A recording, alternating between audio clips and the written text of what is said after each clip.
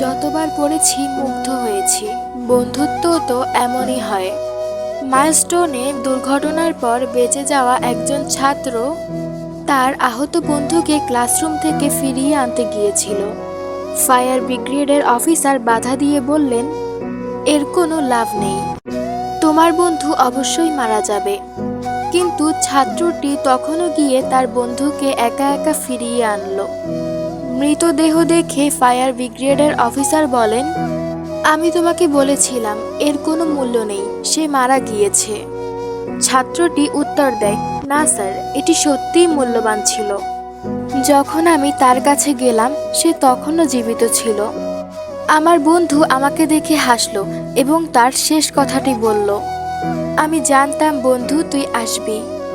এই কথাটির মধ্যে লুকিয়ে ছিল বন্ধুত্বের মহিমা, নিঃস্বার্থ ভালোবাসা, শেষ মুহূর্তে পাশে থাকার আশ্বাস। আমি জানতাম বন্ধু তুই আসবি। এই ছোট্ট কথাটি দিয়ে এটা প্রমাণ হয় যে সত্যিকারের বন্ধুত্ব কখনো হারায় না, মরেও না।